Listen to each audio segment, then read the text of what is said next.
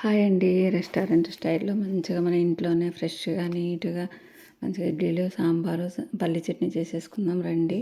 అయితే ఇట్లా చాలా బావుంటాయి. ఇంట్లో అయితే మనము హోటల్లోకెళ్ళినప్పుడు సాంబారు గిన్నెలు, గిన్నెలు తింటాం కదా! అట్లా అంతకన్నా చాలా బావుంటది ఇంట్లో చేసుకుంటే. దానికోసమని ఒక కందిపప్పు, ఒక కప్పు పెట్టుకోవాలి. మనం మంచిగా కడిగి నానబెట్టుకోవాలి.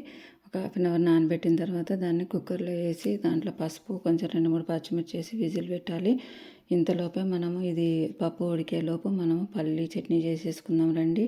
అయితే పల్లీలు వేయించుకొని పెట్టుకోవాలి. దాంట్లోనే కారానికి సరిపడా పచ్చిమిర్చి, ఎల్లిపాయలు, జీలకర్ర, సాల్ట్ వేసుకొని మంచిగా మిక్సీకి వేసుకోవాలి. వేసుకున్న తర్వాత దాంట్లో నేను కొంచెము 2 కొంతమంది చింతపండు వేస్తారు, కొంతమంది ఇట్లా వేస్తారు. నేనైతే 2 టమాటా ముక్కలు వేసాను. ఎందుకంటే కొంచెం టేస్ట్ చాలా బాగుంటుంది అట్లా వేస్తే.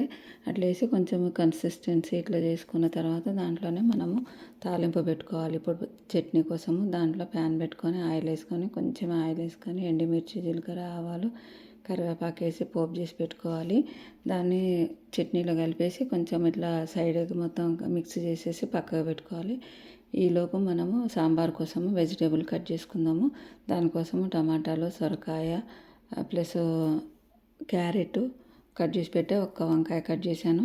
ప్లస్ పచ్చిమిర్చి ఇట్లా పొడుగ్గా కట్ చేసి పెట్టుకుంటే సాంబార్లో బాగుంటాయి. అట్లనే ఆనియన్స్ కొన్ని పొడుగ్గా, కొన్ని ఏమో కొంచెము చిన్నగా కట్ చేసి పెట్టాను. చిన్న ఏమో పోపులోకి ఆ పొడిగి ఇట్లా వేసుకుంటే బాగుంటుంది. ఈలోపు మనం చింతపండు ఒక 2 నిమ్మకాయ సైజ్ అంత చింతపండు నానబెట్టుకొని పక్కకు పెట్టుకోవాలి. చూసారా పప్పు ఎంత బాగా ఉడికిపోయిందో. బాగా ఉడకొద్దు, అట్లానే గింజ గింజ ఉండొద్దు. ఇట్లా ఉంటే బాగుంటుంది పప్పుచారుకి. ఇలా దీనికోసం సాంబార్ కోసం మనం ఇప్పుడు తాలింపు చేసుకోవాలి. స్టవ్ మీద ప్యాన్ పెట్టి ఆయిల్ వేసేసి ఎల్లిపాయలు కొంచెం కచ్చపచ్చ దంచి ఎల్లిపాయలు, ఎండుమిర్చి, జీలకర్ర, ఆవాలు వేసుకోవాలి. వేసుకున్న తర్వాత మనము పచ్చిమిర్చి కట్ చేసి పెట్టుకున్న పచ్చిమిర్చి, ఆనియన్స్, కరివేపాకు వేసుకోవాలి. వేసుకున్న తర్వాత ఇవి మంచిగా ఫ్రై చేసుకోవాలి. ఫ్రై అయిన తర్వాత మనం ఆల్రెడీ కట్ చేసి పెట్టుకున్నాం కదా వెజిటేబుల్స్, అవి యాడ్ చేసుకోవాలి. అవి మంచిగా యాడ్ చేసుకొని ఒక 5 మినిట్స్ అట్లా పెట్టిన తర్వాత చూడండి ఎట్లా ఉడికిపోతాయో. అంటే సగం ఉడికినట్టు మనకి. ఓన్లీ ఒకసారి మంచిగా ఉడికిన తర్వాత వంకాయ ఒకటి కట్ చేశాను కదా, అది బాగా మెత్తగా అవుతుందని తర్వాత వేసాను.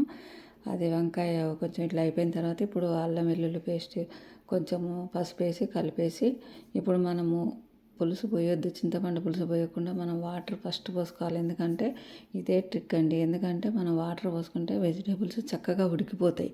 లేదు అంటే అవి చా ముందే చింతపండు పోసేస్తే అవి ఉడకవు. అందుకని పులుపుకి ఉడకవు అనమాట. అందుకనే మనం ఫస్టే వాటర్ పోసుకొని వాటర్లో వెజిటేబుల్స్ అన్నీ ఉడికిన తర్వాత ఇప్పుడు మనం చింతపండు పులుసు పోసుకోవాలి. పోసుకొని అది కొంచెం కలుపుకొని మిక్స్ చేసిన తర్వాత మనం ఆల్రెడీ పక్కకు ఉడకబెట్టుకొని పెట్టుకున్నాం కదా పప్పు, కందిపప్పు, అది యాడ్ చేసుకోవాలి.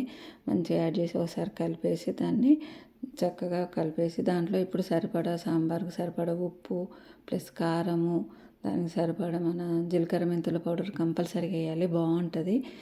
సాంబార్ పౌడర్ ఇవన్నీ కలిపేసి అన్నీ వేసి ఒకసారి కలుపుకోవాలి. బెల్లం కూడా వేయాలి కంపల్సరీగా. సాంబార్లో బెల్లం వేస్తేనే దానికి చాలా టేస్ట్ వస్తుంది సాంబార్కి.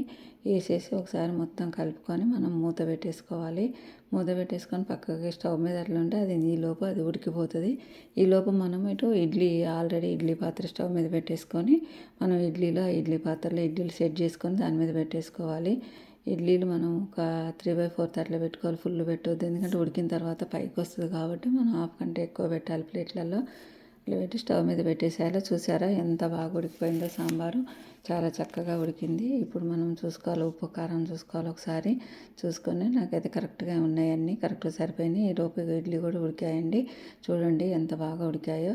ఇప్పుడు ఇడ్లీలన్నీ తీసుకొని ప్లేట్లో సెట్ చేసుకోవాలి. మనం ఇక సాంబారు, పల్లి చట్నీ ప్లస్ ఇడ్లీలు ఇట్లా సెట్ చేసుకోవాలి. అయితే ఇడ్లీ ఒక్కొక్కసారి కరెక్ట్గా రావు. అప్పుడు మనం స్పూన్ని వాటర్లో పెట్టి అట్లా మనము తడిపి తీస్తే చాలా బాగా వస్తాయి ఇడ్లీలు. అసలు ఎంత టేస్ట్ అంటే అంత టేస్ట్ ఉంటాయి. మనం ఏ హోటల్కి వెళ్ళనవసరం లేదండి. కొంచెం ఓపిక చేసుకొని మన ఇంట్లోనే చేసుకుంటే చాలా బాగా వస్తాయి. రుచికి రుచి, ఆరోగ్యానికి ఆరోగ్యము. చాలా బాగా వస్తాయి ఇడ్లీలు కూడా, మంచిగా ఉంటుంది. పిల్లలైనా మనమైనా చేసుకొని తినవచ్చు. మరిన్ని వీడియోస్ కోసం నా ఛానల్ని ఫాలో అవ్వండి, లైక్ కొట్టండి.